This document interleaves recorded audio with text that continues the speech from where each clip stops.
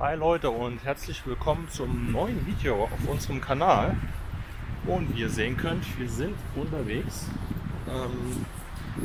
Diesmal wieder durch die Wälder und wollen heute versuchen, eine alte Location aufzuspüren. Einen alten Tunnel mitten im Wald, der auch für ganz besondere Zwecke dienen sollte. Ja, und den schauen wir uns an und alle Infos dazu werdet ihr gleich in dem Video sehen. Also, bleibt dran!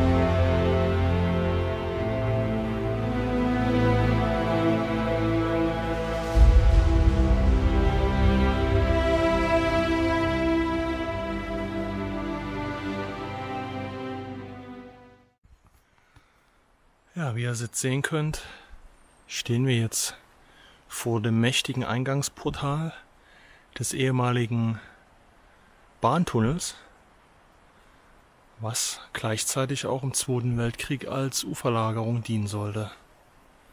Ja, und der ist halt mitten im Wald. Wenn ihr euch mal umschaut, einfach nur krass. Einfach nur krass.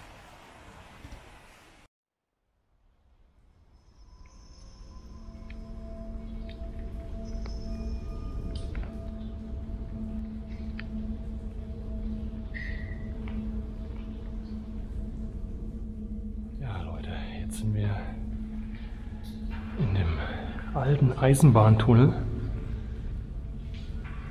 Und das sieht richtig schön aus hier.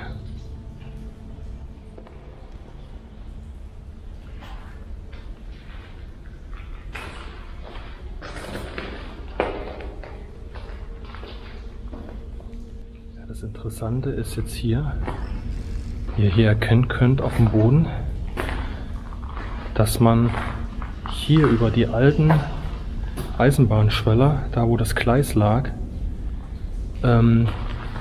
betoniert hat.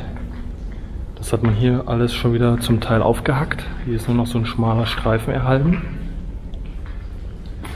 Und auch an den Seiten seht ihr überall im Prinzip eine Strecke für Elektrizität. Da hat oben die Isolatoren und so weiter. Nicht, weil das jetzt die Züge hier drin gebraucht hätten, sondern das Ganze diente mal oder sollte als Uferlagerung genutzt werden. Ja, und das Problem ist im Prinzip, dass es dann auch schon 44 gewesen ist, 45, als man damit angefangen hat und ja, das Ganze im Prinzip halt nicht beenden konnte.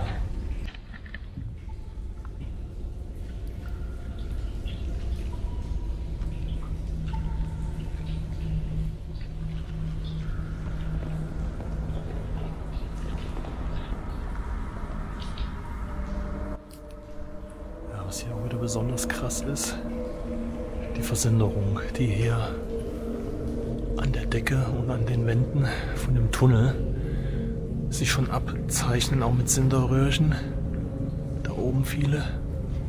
Und das ganz Krasse ist, man sieht hier eigentlich jetzt relativ unspektakulären Handschuh, der auch noch irgendwie neu aussieht, aber der dürfte trotzdem hier schon länger liegen, weil nämlich da am Daumen, da habe ich gerade schon drüber geraspelt, versindert das Ding ebenfalls.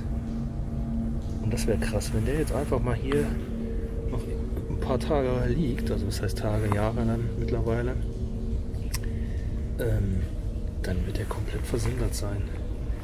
Also das, denke ich mal, wäre auch ein richtig krasses Foto. Ja, die Länge von dem ganzen Ding ist hier so circa 1 Kilometer.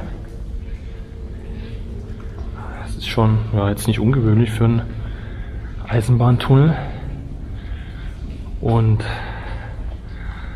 ja, als der Krieg zur Neige ging oder zu Ende ging, hat man hier im Prinzip dann auch die Strecke stillgelegt. 44 rum. Ich glaube Anfang 44 war das gewesen.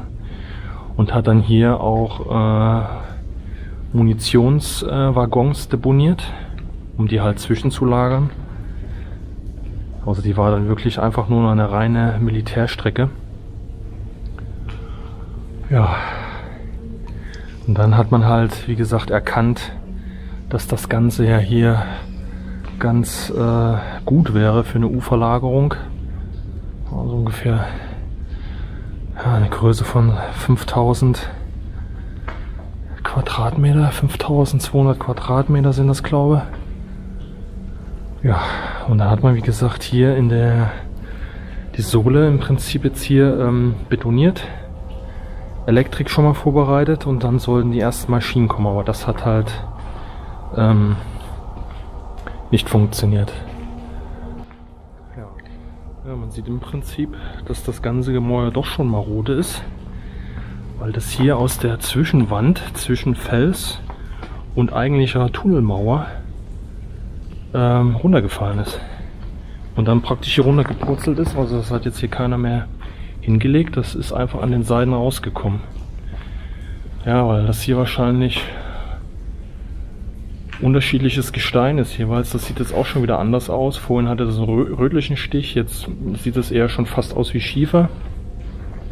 Und diese Steine hier, das ist auch wieder irgendwie komplett anders. Ja, und hier haben sie sogar was zugemauert, ne? Da hat sogar einer versucht mal reinzuschauen, aber wahrscheinlich war es unspektakulär. Das ist jetzt nur eine einfache Ziegelwand und oben drüber ist ein Stahlträger eingelassen. Aber man könnte jetzt natürlich vermuten, dass es hier mal weiterging, ne? Aber wenn sowas gewesen wäre, dann hätte man das wahrscheinlich auch gelesen. Ja, und hier habt ihr nochmal so ein richtiges Beispiel. Melanie ist da nämlich mal direkt davor, wie viel Abraum hier aus der Seite rauskommt. Entweder war das Material, was sie wirklich an den Seiten da reingemacht haben, um das irgendwie zu verfüllen, aber das sieht hier irgendwie so schiefermäßig aus, das Ganze.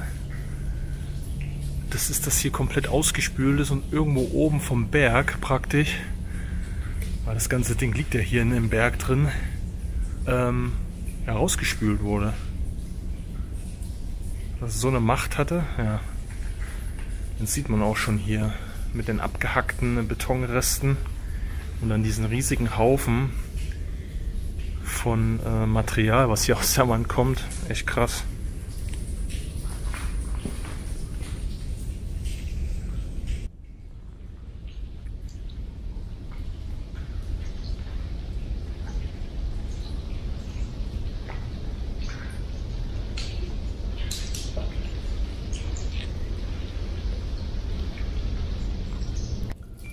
Ja, hier oben könnt ihr mal reinschauen. Da hat man irgendwie eine Bohrung reingetrieben. Da hinten ist alles loses Material. Also wir haben hier wirklich nur vielleicht 50 cm Wandstärke. Und durch das ganze Wasser, was sich hier durchbewegt durch das Gemäuer, entstehen natürlich dann diese Halden hier hinten. Irgendwann wird es auch hier irgendwo rausdrücken. Und somit wird vielleicht der Tunnel irgendwann zusammenstürzen. Das kann schon hinhauen. Heute nicht. Vielleicht auch nicht in den nächsten 5 Jahren, aber irgendwann wird es passieren.